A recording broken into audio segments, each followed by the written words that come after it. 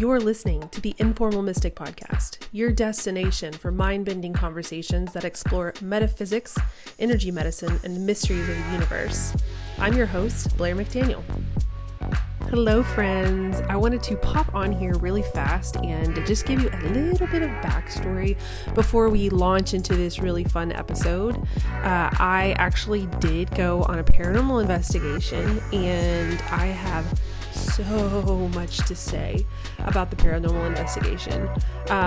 It kind of expanded my ideas and my understanding of the way energy works. It expanded my responsibility as an energy therapist, as an energy practitioner, with regards to spirits and the soul. And I'm really excited to bring you all in on that. So stay tuned for another episode with Lynn. I actually did do the paranormal investigation with her and just had a wild experience. So if you are on my Instagram, you will see the picture from that paranormal investigation and get maybe like a little bit of like a preview of what's to come as far as my responsibility and my discussion around paranormal activity and paranormal investigating in the second season of the Informal Mystic Podcast. Hi, Mystics. Welcome to the Informal Mystic Podcast. Today on the show, I have Lynn Tincher, who is actually weirdly a longtime friend. We have kind of like an interesting, funny origin story, and we found our way back to one another. And she has the bookstore in the front of the building that I have my office in. So welcome to the show, Lynn. Lynn's a paranormal investigator. What else you got, Lynn? What else do you identify as? I have a list, actually. List it off. Book publisher, Okay. author, paranormal investigator, bookstore owner, Okay. and podcaster for Weirdos in the Wild. Okay, cool. Yeah, she's got a really successful podcast. It's called Weirdos in the Wild. And you just talk about, what do you talk about? You talk about paranormal stuff, cryptids. Anything weird. Okay. Anything that's beyond the normal that everybody kind of, Yeah. thinks That that. gravitates Yeah. towards. Mhm. Us weirdos. We gotta find each other. That's and right. stick together. It's freaking lonely out here, right? But yeah, so today I wanted to invite her onto the podcast so that we could kind of explore really the intersection of the paranormal arena and quantum energy therapy. And I'm in a community that's like really, really into paranormal activity, and it's just cool to talk about anyway, right? Like there's a reason that there's like 15 different ghost shows on a day on the Right. Discovery Channel. We're just so intrigued by it. And it's a really provable way to kind of determine that there's something beyond this. There's something beyond this life. And so I really feel like our collective experience is sort of drawn towards the paranormal and the weird and the just things that kind of manifest in our 3D reality that are inexplainable. Right. So could you give us just a little, well, let me tell you how I met Lynn, because I kind of left us at a cliffhanger there.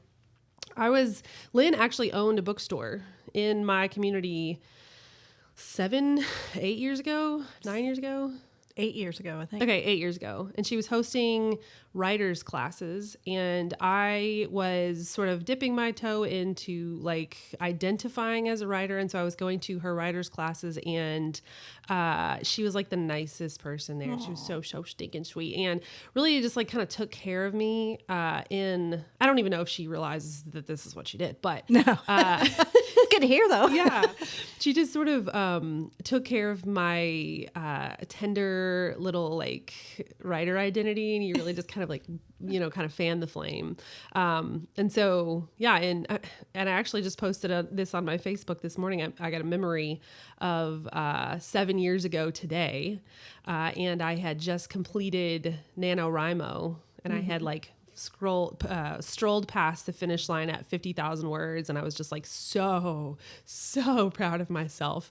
And nothing ever came of those words, and nothing ever will, because I'm just like a totally different person than I was 7 years ago. And I don't even feel like writing about the same stuff. But I kind of consider that like my little like sacrifice to the word gods, like you, Right. The artist way. Have you ever heard of the artist way?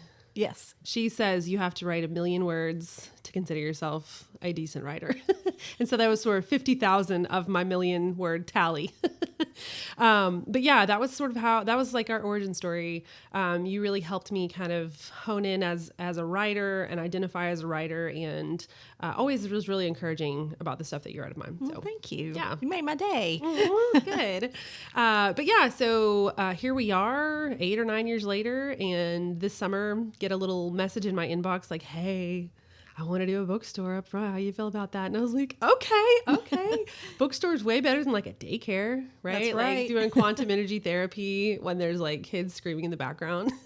Bookstores are usually pretty quiet. Yeah, chill vibes. And we fit. She also has like a metaphysical section of her store. She's selling crystals, potions.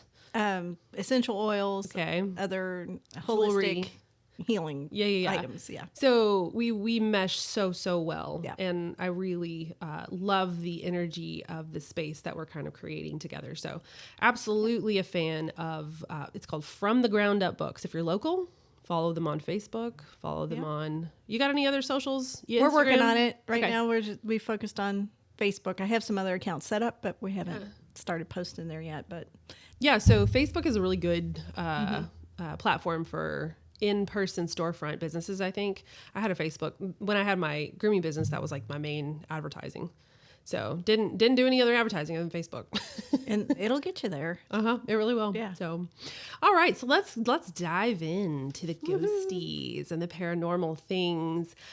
Could you just give me a little bit of background on your paranormal experience? Like what is it that drew you into this as like a lifestyle? Well, I think it started back when I was about 12 years old.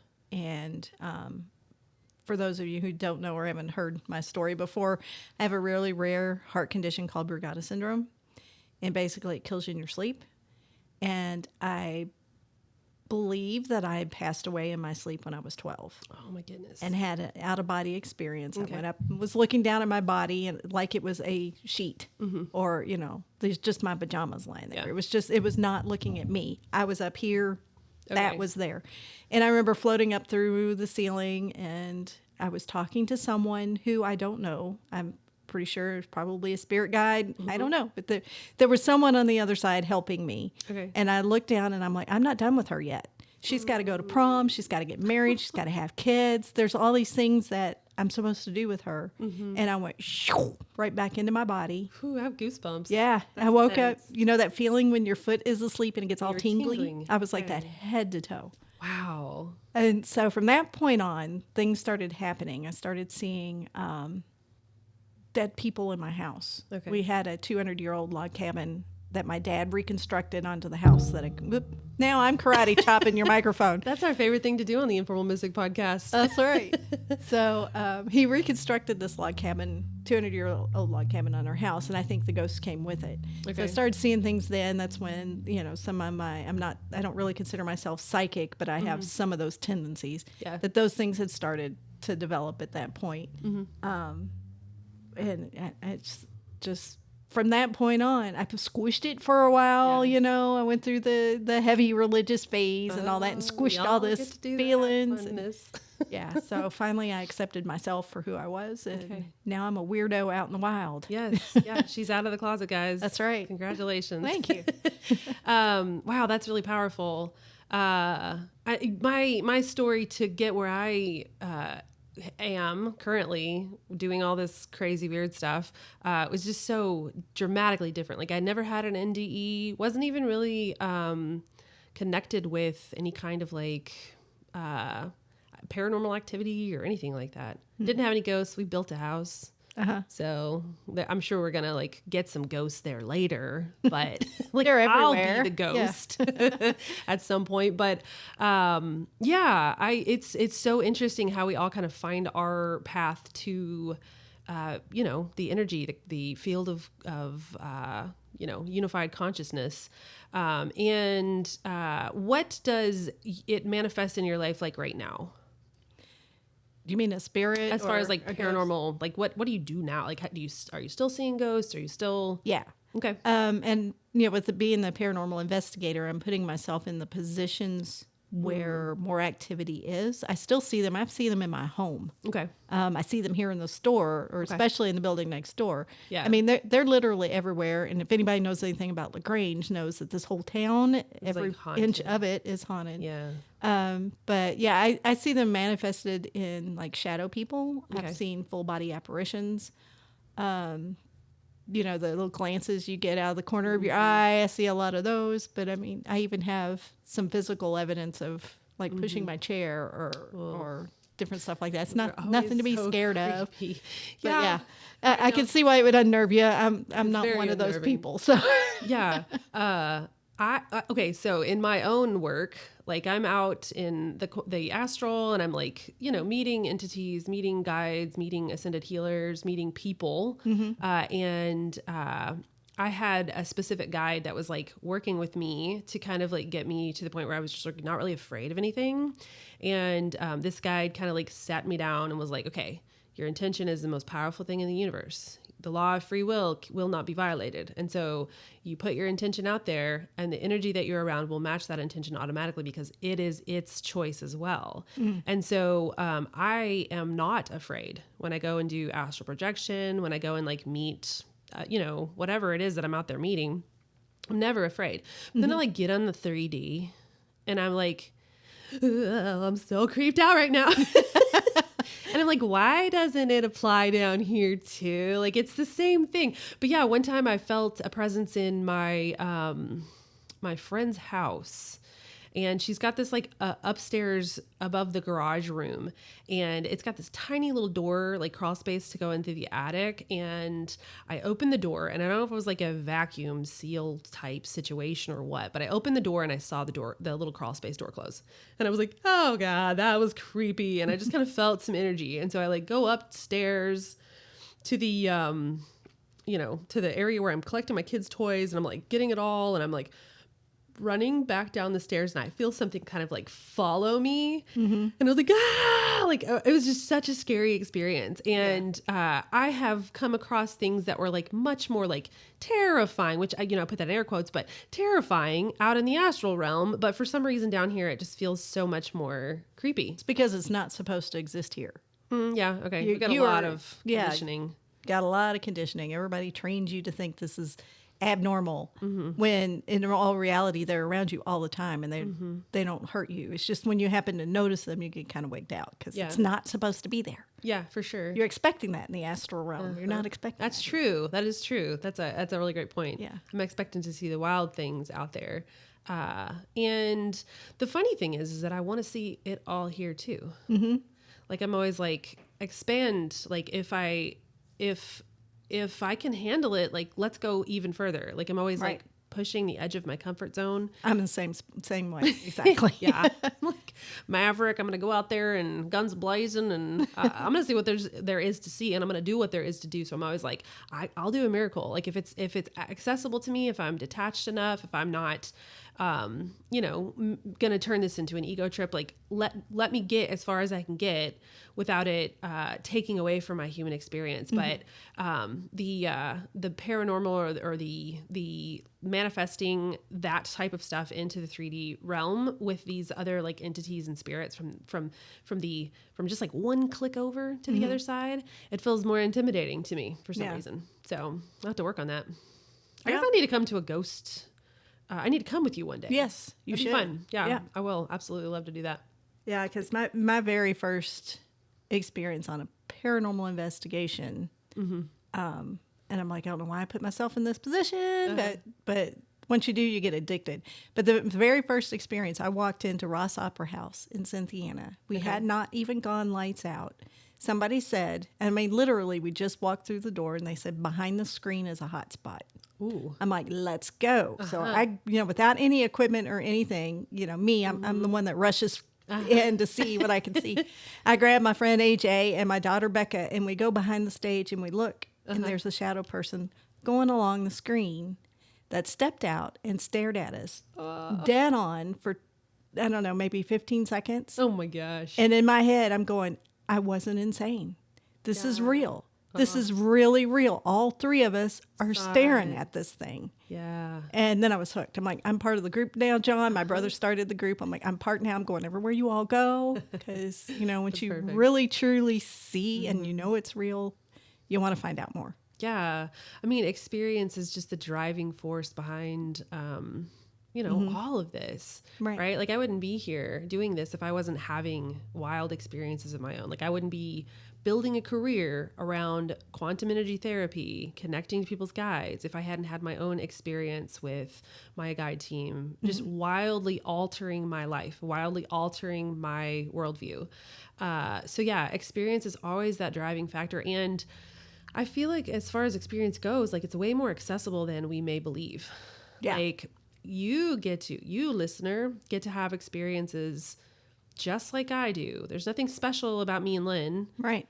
We just show up and we just are expectant of those experiences, and then the energy will match that. And so if you want experiences with your guide team, if you want paranormal experiences, you can have it too. It's not, it's not like I swear, people are probably tired of hearing me say that because I say it all the time, but I really, really, really wanted to get across. Like, this isn't special. We just developed our ability to do this, right? Like you had your NDE, your near-death experience.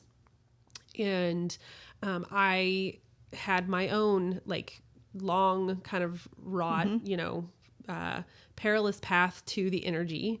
But there's no one that's like barred from the path. If you want it, you can get it. Right. So, okay. For people who are wanting to have experiences with paranormal activity, what do you recommend? Well, the number one thing is open your mind to it. Okay. Belief is a huge barrier. Because if you're thinking it's not real, you're going to justify it. You see a shadow person, it's going to be, oh, there was a car that passed by, which granted, a lot of times that's true. But don't shut yourself off to thinking there's some normal explanation. I guess in reality, paranormal is normal. It's just not our normal. That's true. So the number one thing is don't shut yourself off to it. Know that it is everywhere, that you can see things. You don't want to conjure up a demon in your living room or anything like that. But please don't do that. No, but I mean, they're everywhere. You can go see things. But what I do is I put myself in the position of those places that are known to have this activity regularly, that it really manifests itself to where it can be seen. Because you do not need special equipment to see. I mean, you have it all, every sense. You could see it. You could, some instances, smell it. Sometimes you can taste it. You can feel it. You can know it. I mean, all the senses you have, you're just like one giant radar for this. And you just got to be open to it.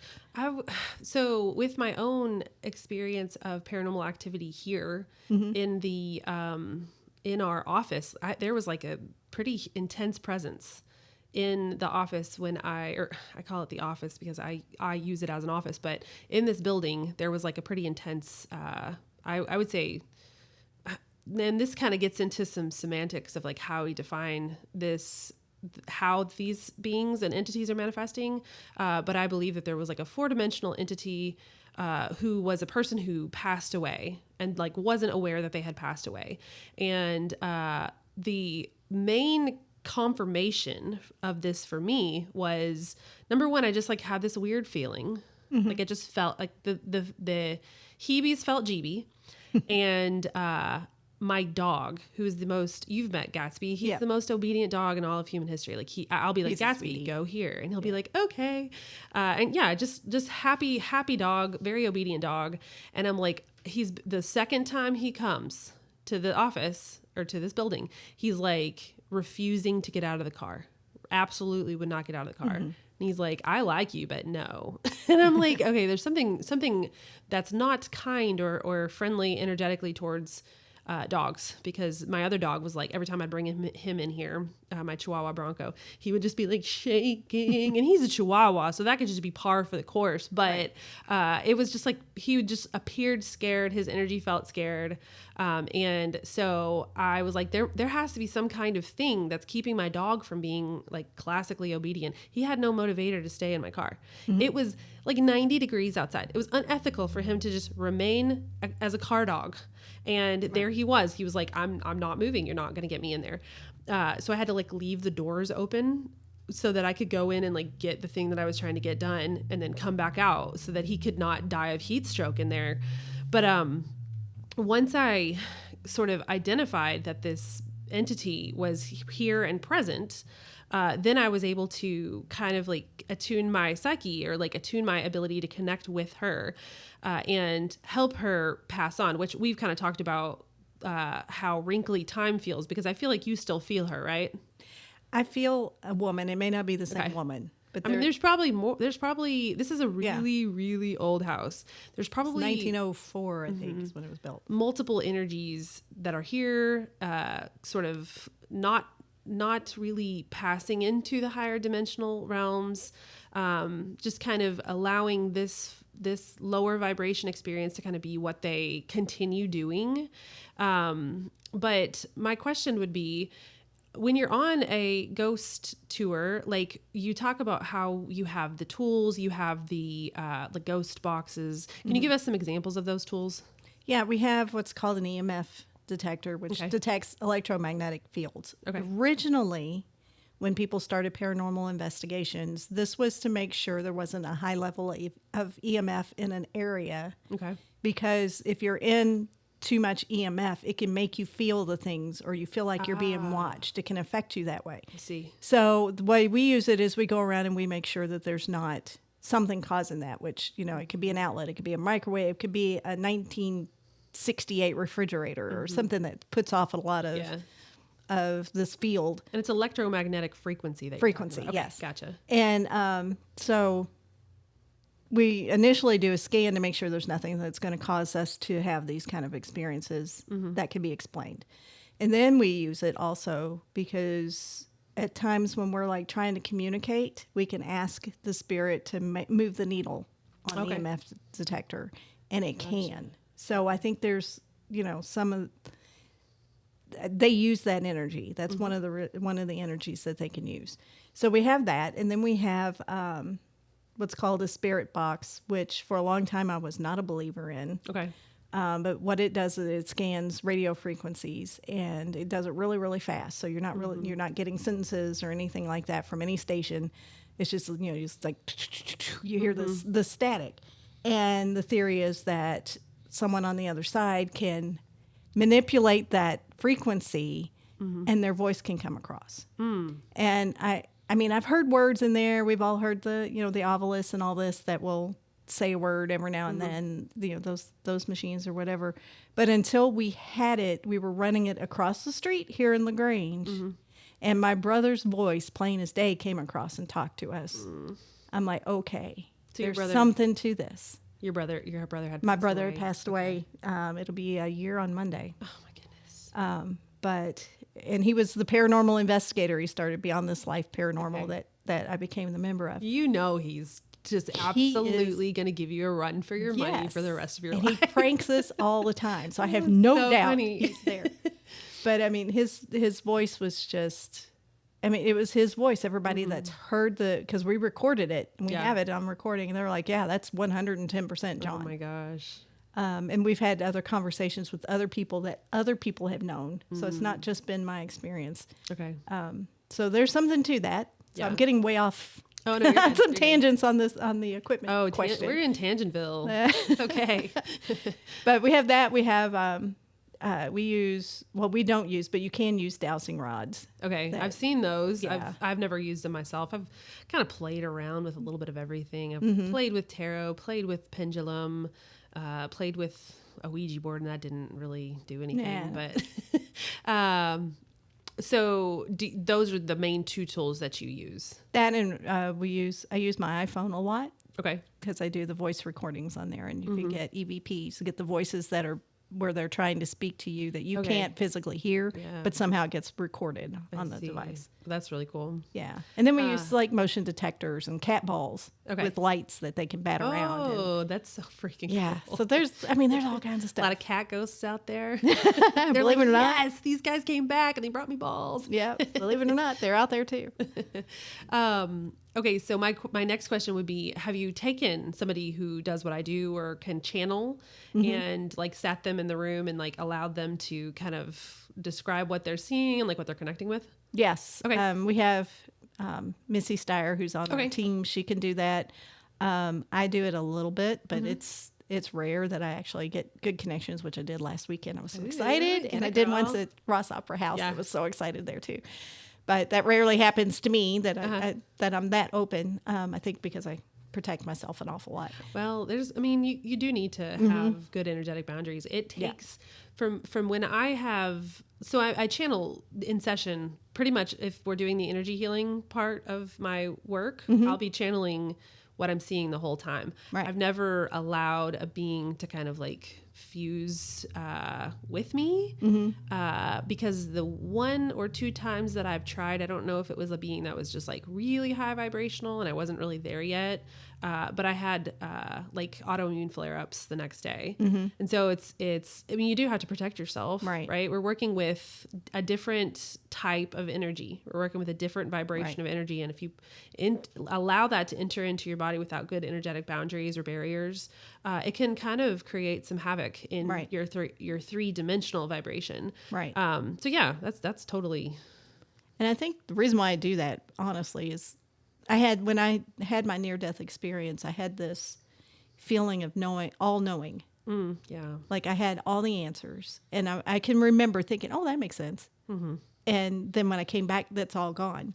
So I think part of that probably has hung with me, that I've really protected myself a lot from them, because I know that there's energies out there that don't always have the best intentions. Yeah. But I've opened up a lot considering where I was for a long time. Yeah. So, and there's something the to be channeling is said. interesting. Yeah. There's something to be said about you going to the other side, experiencing the omniscience of the dimensional reality that you popped into, and then sort of like forsaking that for the human experience. Right. You're like, nah, that's great, but I still have to go to prom. I still am here to have a human experience. Right. And if you were to just like, dial that fuse all the way, or dial that knob, I don't know what I'm talking about, but if you were to like turn it all the way back on, it would sort of invalidate what you're here to do. Right. You're here to have the veil on. We're all here to have the veil on. Right. And so some of us can kind of dial in and take our veils off and thin our veils from time to time. But if we're humans here having a human experience, you can't have the human experience when you're omniscient. Right. So yeah, there's absolutely, it makes complete sense to me. And I had that complete understanding, and that part stuck with me. I had that complete understanding of what I was doing, that I was here for a reason, and that stayed with me. That was like the biggest thing. It's like, okay, I know at this point there's something beyond that. There's no doubt in my mind there's something beyond that. I have been there, and that we are here for a reason. And, you may not know what that reason is or never figure it out. I'm kind of thinking I'm getting into that reason now, where before I was just figuring life out in general. Yeah. But there's something, and I don't know if it's the fact that I'm supposed to share my story to help someone else open their eyes. Yeah. Or what it is, but here I am. If you want to ask questions, come talk to me. I'll try my best to help you. Yeah. So I would be so interested to come and experience one of those one time. And I would also be interested to see how it kind of hits me with my own attunement. I don't know what to call myself, you guys. Everybody's like, oh, I'm a medium. And then some people are like, oh, I'm a psychic. I'm not a medium. And I'm like, I have no idea what I am. Yeah. I don't call myself anything. I know. I don't. Stuff happens. Yeah. There's a lot of like semantics out there where like people want to be known as a certain thing and they only do a certain kind of thing. But we were talking before the podcast episode about how some people don't like my mentor. She's like, I'm not a medium. And I'm like, well, yeah, like that's not what we're calling ourselves. But occasionally a being from I think ghosts live in the fourth dimension. What do you think? I agree. Okay, cool. Yeah. Yeah. So I'm thinking four-dimensional energy will kind of come in and communicate with me and allow the person who's experiencing grief to process that grief in a healthy way. And does that make me a medium? I'm not really sure. I don't really care one way or the other. All I'm trying to do is like help my people heal. I think that it would be cool to see how my specific psychic attunement would like, be in the space. I don't know. Yep. Well, we'll definitely have to take you. Heck yeah. I'll go. We'll do a Weirdos in the Wild episode while you're there. Yeah. Oh gosh. Here's Blaire. She's our experiment. She's a guinea pig. Yeah. Don't like put me on the spot though. No, don't be like, no, hey, I'm we kidding. want you to channel. Go for it. And I'll be No. like, oh God. I'm kidding. I'm scared. We are so not that kind of program. Cool. Actually haven't listened to any episodes yet. I keep thinking about like, I need to get on the podcast and listen to the episodes, but you know how it is. You're a small business owner. Yeah, we just fly by the seat of our pants. Yeah. We don't have a plan on most episodes. It's like, we're going to talk about UFOs today. Okay, I might jot down like 4 or 5 notes on something, but yeah. Oh, me too. We are just not that kind of a podcast. Yeah. Well, me too. I sometimes I'll go to ChatGPT and I'll be like, if I were going to be prepared and ask questions, what would those questions be? So I'll get like a question list that I don't go off of, but it gives me a lot to think about. So yeah, I'm absolutely a fly by the seat of my pants kind of person. Yeah. But yeah. Okay. So, I want to ask about the collective belief that ghosts are harmful and scary, right? Like we see those paranormal, what are those awful movies? Yeah. Where they're like dragging people across the house. Yeah, that's not, I mean, I'm sure that stuff can happen, but that's not, from my experience, I've never experienced anything like that. The worst I've had is somebody spinning me around in a chair. Ooh, and I think that was kind of just fun. Yeah. Playful. Yeah. And I was like, most people be weirded out by this. I'm like, wee, do it again. But yeah, and it may just be I've not been in the place to experience something like that. But yeah, well, I think part of it is perception is reality. Yeah, right. So like if you go into a setting and you're like expecting harm or expecting like a fear-inducing experience, that's what you'll get. Right. And I will say that like fear sells. And so all 15 of those shows that I was talking about on the Discovery Channel probably have some component of like, oh, this is so scary. You got to keep watching. Or, you know, are you scared? Woo. Now I love a good scared movie and all that. But yeah. Okay. So you're telling me I'm not going to get dragged across the house when I go? I can't promise, but. Please promise. I'm not trying to get dragged across the house. I'm like 98, 99% sure that's not going to happen. Okay. 98, 99 is really good odds. Yeah. So yeah, I'm excited. And tell me, I feel like you already did, but I was going to say, tell me like your most powerful experience. Well, that one was definitely a life changer because, at Ross Opera House when I saw that shadow person. Okay. Because then I knew all the things that I had seen in my life this is real. Yeah. I thought, well, this wasn't all in my head for sure. This really, in my mind, I was going, this is real. This is really real. This is really, really, really weird. Real. And weird. Yeah. But I think some of the other experiences that were really life-changing is like when I have a spirit come and talk to me, which sometimes it's while I'm asleep, usually right before I wake up, or I just know and I can hear their voice in my head. And somebody's like, well, what does it sound like? I'm like, it sounds like you. Yeah. It's just a conversation. And when that happens, and then to have it validated that what they're saying is true, or the message comes across that they wanted to convey and it means something to somebody. That's pretty life-changing too. Cause then I'm like, okay, I'm not crazy just hearing the voices in my head, which may not be true all the time, but most of the time it's legitimately there anyway. Right. Right. Before I really got into the energy therapy, I found myself anytime I was in those liminal spaces of like just on the edge of a sleep or just about to wake up where I like know I'm sleeping and I'm like trying to wake up or whatever.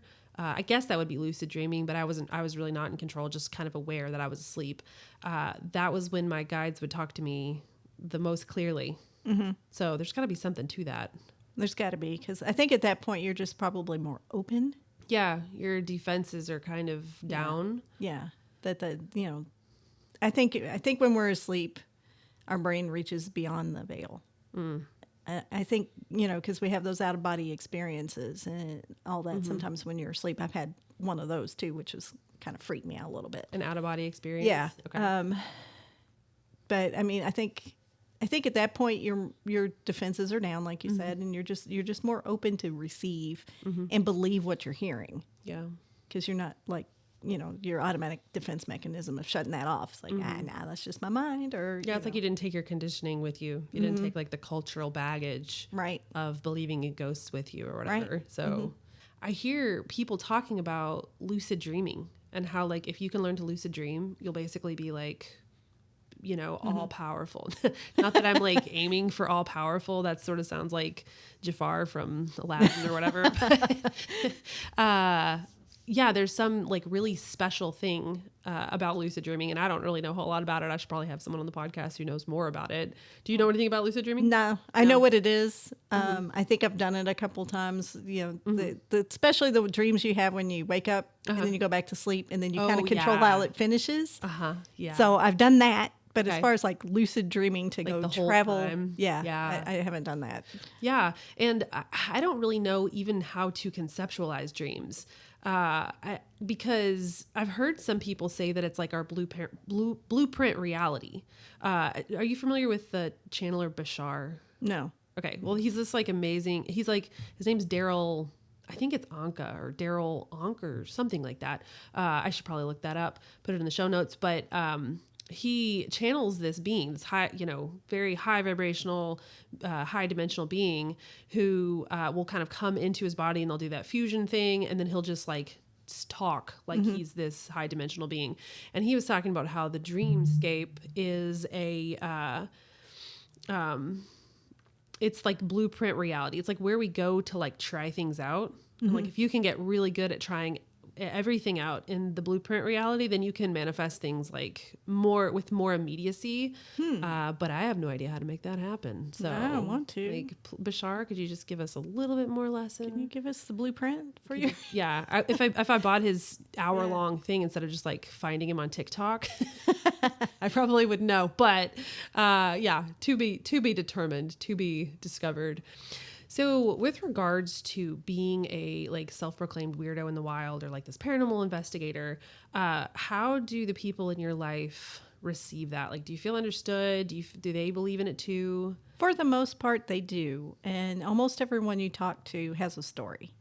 But then you do run into the occasional person like the man I'm married to who doesn't believe in this at all. Okay. But I'm lucky in the fact that he says, well, I believe that you believe it. Okay. And he's okay with it. He doesn't mind that I'm out doing this stuff. He doesn't mind that I'm broadcasting it everywhere, and he has to go around as being the skeptic who's married to the weirdo. But I find that, when you run up against somebody who's just, I don't believe, it's like, it's okay. You're on a different path. Ways. Yeah. You're just on a different path, or you just haven't had that experience yet. Yeah, he's trying to get haunted. He's asking for it. Yeah, he really is. And you are too, I'm sure. Yeah. Well, we have had some experiences in the house, and I think he might be starting to bend a little bit because the dog and I watched a shadow go across the room, and the dog was growling. Oh, the dog. When a dog shows up and gets all upset about the paranormal activity, you cannot deny the dog. Because they see things we don't. And they hear things we don't. So I watched the shadow go across the kitchen, and then our kitchen sink turned on. So he's kind of like, Well, how did he explain that away? He just walked away. He's like, I'm living in denial. I'm not doing it in another room. That's right. So I don't know if that'll ever sway him, but at least we get along. So that's all that matters. That's the important part, right? Right. You don't have to evangelize him. No. He can be whoever he wants to be. He's on his path. I'm on mine. That's all that matters. Yeah, my husband had a little bit of like a difficult acclimation period too, but he's totally on board now. We had just some like absolutely wild experiences. And I feel like I talked about it on not this podcast, but I was on someone's podcast. But we were just sort of two different people going in two different directions. We've been married for 16 years. And so we were, just like in that long-term kind of like drudge. Yes. And so I met my guides, got, completely obsessed with meditation, astral projection, working with You got all beings. woo-woo. Oh yeah. Oh yeah. And I was like a little woo before, and like I'd be like, hey, like I think that I'm like talking to our baby that I miscarried, and he's like, okay, sure, that's fine. And then I'd be like, oh yeah, I called it the Holy Spirit a lot because I'm formally religious, very religious, and I would talk to the Holy Spirit, and like once I met my guides, like we had a good laugh, like, oh, you've been calling us the Holy Spirit this whole time. I mean, and if you want to get real weird about it, like we could, sure, that is the Holy Spirit. It's all the Holy Spirit, right? Right. But we had this moment in time where like we were trying really hard to see if this was going to work, right? Like sometimes when you have these like insane spiritual awakenings, you don't feel comfortable. Like you don't want to be with your people anymore. And you kind of do have to part ways. And so he was trying to decide, is this going to work? And I'm trying to decide, is this going to work? Like, am I going to have to like carry us on, my back into wherever we're heading? Or is he going to like kind of arrive and do his own thing? And there was this one time where we were sitting on the couch and we had this really intense spiritual experience where I was seeing his higher self sort of like overlaid on top of his current incarnational expression, which is just a fancy way of saying him.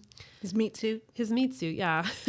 And I was like, oh, this is our karmic cycle, and I'm getting like this insane download of like all of our past lives together and like our current soul contract agreement where we're going to shift this, and he's going to support me, and it was like a complete like 180 of our relationship format, which sounds like the format of our relationship. Anyway, the way that we had structured our relationship, it was like a 180. And he was like seeing and like noticing, and he was sort of tracking with me, and he's like, oh, you're right. Oh yeah, you're right. And it was one of the most insane energetic experiences I've ever had to date because it was mine. Right. But after that, he was like sort of like completely bought in. And that doesn't mean he does this stuff. Like he isn't really psychically connected or attuned or anything like that. But if I say something, he's pretty sure it's real. He's pretty sure it's true. Right. So it's really interesting to navigate relationships and the absolute weirdness that we've sort of wandered into. Right. Because I always carried around that. I thought, this was just me. This is, there's like a handful of people like me out there. So you want to kind of keep it squished and not be your true self. But it's like once you open that up, it's like the floodgates open, and here comes all these weirdos at you. You find your people really quick, which is kind of cool. Yeah. Even when I was like at church, and I had the perception that I was not connecting to the unified field of consciousness. I was just getting like prophetic, out in air quotes, prophetic words from God. I was still ostracized for that. People still couldn't handle me saying, I'm getting prophetic words from God. So I was still getting ostracized for having these things that were in their holy text, these experiences with God that were okay. And it was just like, I can't win with you all. And so, yeah, I definitely carried that around for a very long time. Even in my work, I was still like really suppressing a lot of what I did. And it wasn't until probably earlier this year has been, as far as my connection and as far as my business goes, it's been like a complete exponential growth type energy or situation.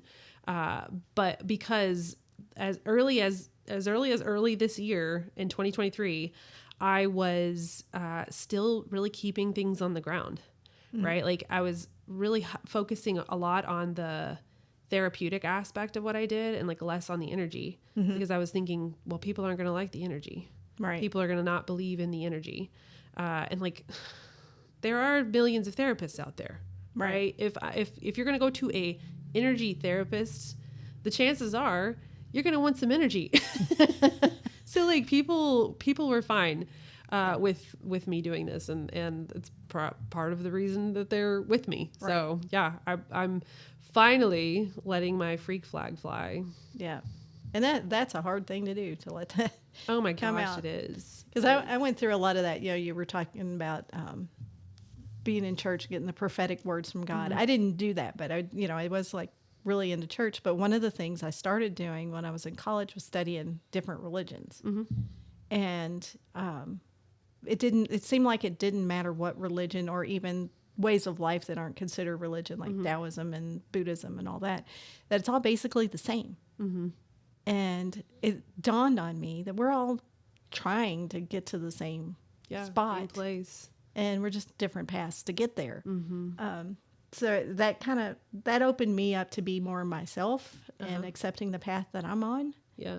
And it helps me be a lot more tolerant for people that are basically on the same path, just taking same overall path. They're just taking another smaller For sure. And there's nothing wrong with anyone's belief system. We're all still striving for the same things. Yeah. It's all roads lead to Rome. And man, it's a freaking freedom when you can realize that, and you can stop defending your road as the only way to Rome. Right. It's intense and amazing.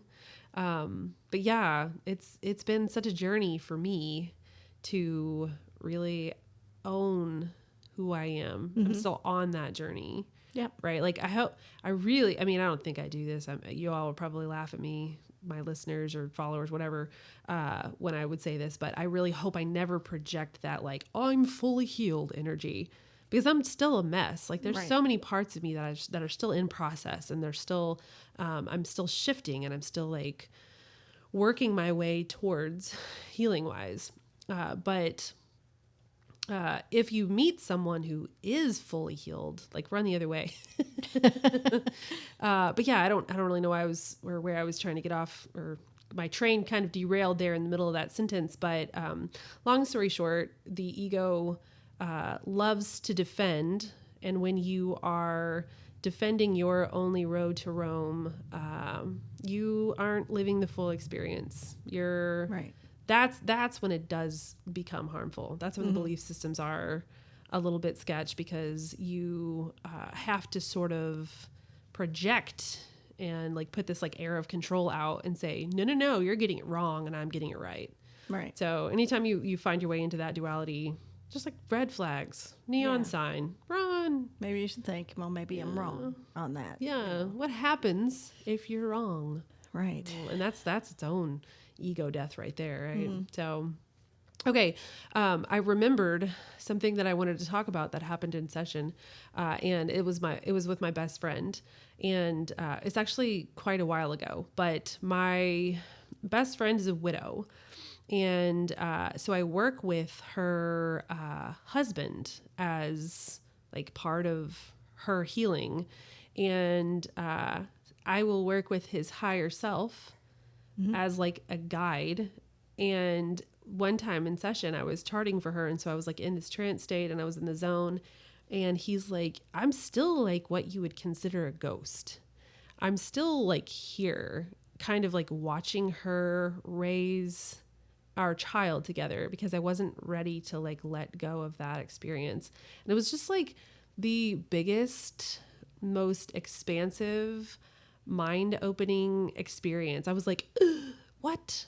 And I talk a lot about dimensions, and I talk a lot about how like the soul or consciousness goes in each dimension as a certain form. And so you live in every dimension as a different thing. And so it was contributing to that as a belief system that I kind of developed, that he was not only a higher self energy, guide energy in like a higher 5th, 7th, 9th dimension, but he was also down here acting as a ghost. And he told me to tell her that he would make cold spots in her house. And so after I told her that, she's like, oh my gosh, I just got a cold spot the other day. And I was like, it's the air conditioning. But there was like no air conditioning vents. And I was like, oh, thank heavens. Like I just love it when I see well, like you said, like it's real. It's finally real. Like the synchronicity, You that get that validation. Oh my gosh, there's nothing better. Yeah. Nothing better. Yeah. Yeah.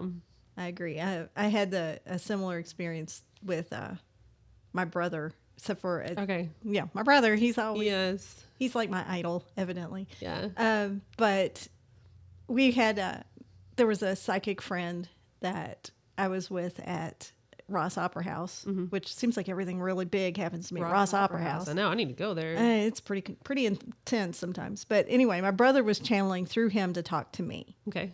And was telling me, needed to take care of Mom, that she was getting ready to go through another scare or something. Something was going to happen, which that came to pass. But the one thing that made me really go, aha, he really is talking to him, is Rick said, John told me to tell you to make your mom go and not be so stubborn. And I'm like, oh my God. Because only he would know. That's our thing. That between the three of us is who's the most stubborn on taking care of themselves. It's funny. Like, there's the validation. So it's even cool when it's on that side, Absolutely. Yeah. I mean, I just live for those moments where my clients will come in and they'll be like, oh, this happened and this happened and this happened. And then I never want the magic for me to wear off either. Right. So I'm like, like at some point things just become normal, right? Like, oh yeah, another synchronicity. That's normal. That's part of my daily life. And so I always am like, guys, please like blow my mind. I want my mind just consistently blown over and over and over again. Because, and this will kind of like lead us to that last point that I wanted to talk about. This way of being is so meaningful. Right? Like, say I die and it turns out that I was wrong about everything. I don't think I am, but turns out I was like reading everything completely wrong, and I was only manifesting the synchronicities, and like there really wasn't anything that I was connecting with. It was just a really overactive imagination. I don't care.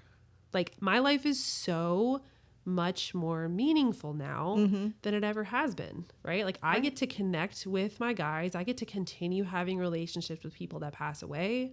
Death is not final. Right. Death doesn't pack that same finality that it did before I sort of unraveled my whole belief systems. Right. And so you have literal firsthand experience of this phenomena where you are still connected to a loved one beyond what we would consider really a final experience in our culture. Right. And it makes it so, like, I guess because I've done it once, I'm not afraid to die. That is nothing to be afraid of. It's literally, I was here and then I stepped out. Yeah. It was just that easy. It was like, okay, I'm here, now I'm over there. But to know that there's something beyond this and the things that I've experienced has helped me maybe reach out and help someone else. This is like a different way of creating meaning for this that I'm going through. It's like, if somebody else is going through this and they think they're insane, I can maybe hold their hand and say, no, you're not. I've experienced these things and I believe them wholeheartedly. I mean, none of my family knew what my grandfather did in World War II. He told me in my sleep, and I did the research and I found out.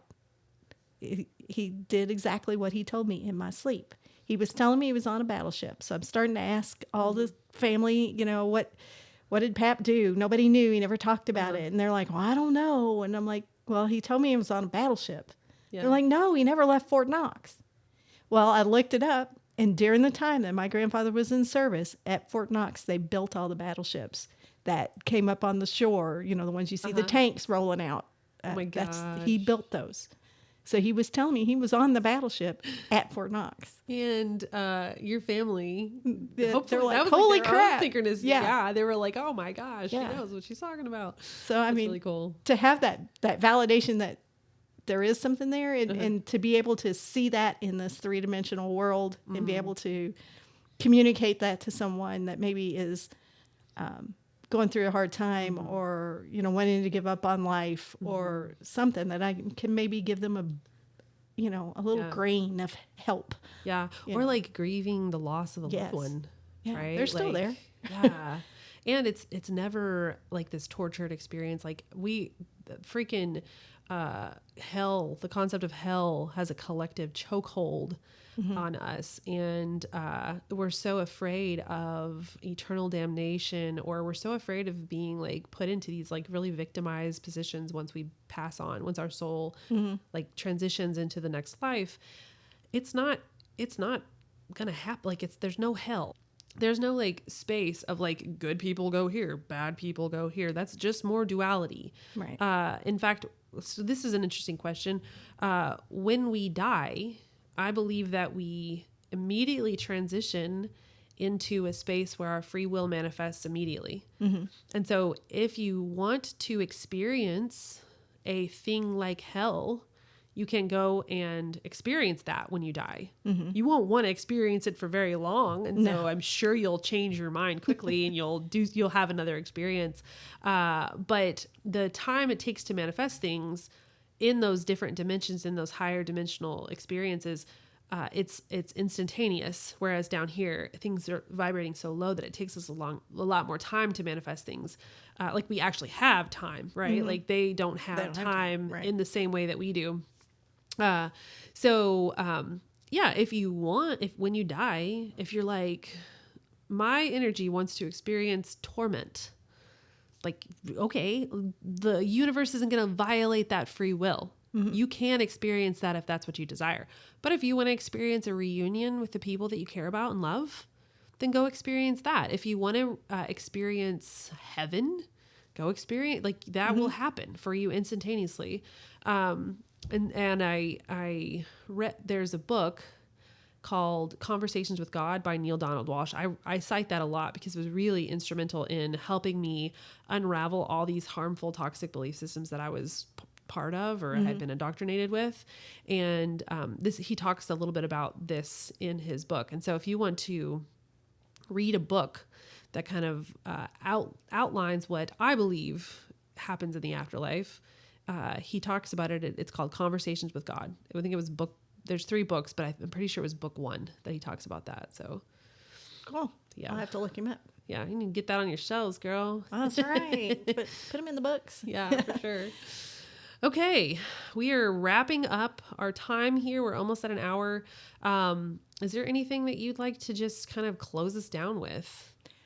Just for everyone to keep your mind open, because the life that we experience here, it's bigger than that.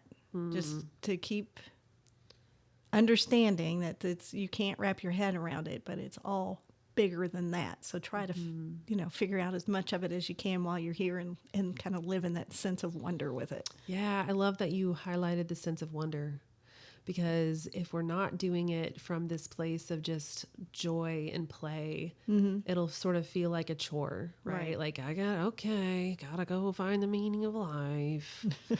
Darn. But if you can just stay soft and you can stay open, it really does invite you into this constant state of like euphoric joy. I feel so, I feel so much joy being able to go and kind of connect with energy and connect people with energy, connect people with their guides and their higher self, connect people with their, energy, body, chakra system, whatever it is that's going to bring them healing. It's such a gift. And this paranormal stuff, I know it's like, it gives spooky vibes. And that's like what the collective experience is with this paranormal stuff, but really doesn't have to be spooky. It's beautiful, actually. It's joy-filled and really beautiful. Yeah, like you said, really beautiful. And it can become an addiction because you learn one thing.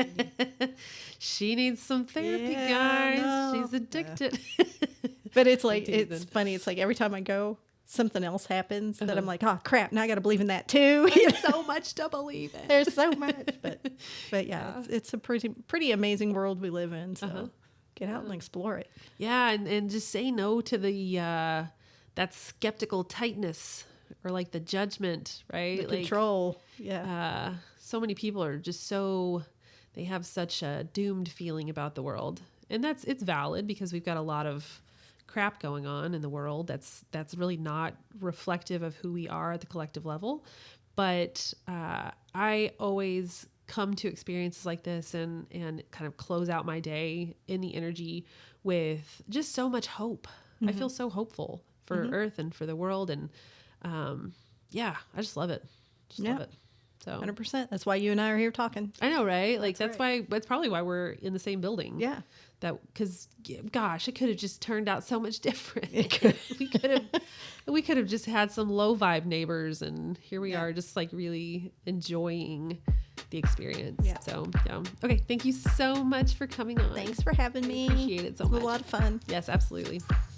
All right, guys, like, share, subscribe. If you want to follow Lynn on social media, it's From the Ground Up Bookstore and Resources. Books and Resources. And her podcast is Weirdos in the Wild. Yes. Any other plugs you want to make before we? My paranormal team is Beyond This Life Paranormal. Okay. We do a lot of live videos and ghost hunts there. Ooh, fun. Maybe you'll see me on one of those live videos one day. All right. Thank you, guys. See you next time. I absolutely love Lynn and so grateful for the friendship we formed over the years, and very recently as she's up in the front of my office building, and just really grateful to be able to talk about this stuff with somebody. It can be kind of a lonely life when you do the energy medicine thing, and it's been such a gift to just have somebody to talk to. So if you are enjoying the Informal Mystic podcast, be sure to subscribe. If you're not following my Instagram, I am at Informal Mystic on most social media platforms, and I can't wait to connect with you there. Feel free to slide into my DMs, ask about this episode, ask about the paranormal experiences I've been having. Love to have conversations with my followers and my fans, and can't wait to introduce you to the next episode. Next week, we're going to be talking about aliens and extraterrestrial entities, etc., etc. So be sure to tune in for that, and I'll see you guys next time. Stay mystical.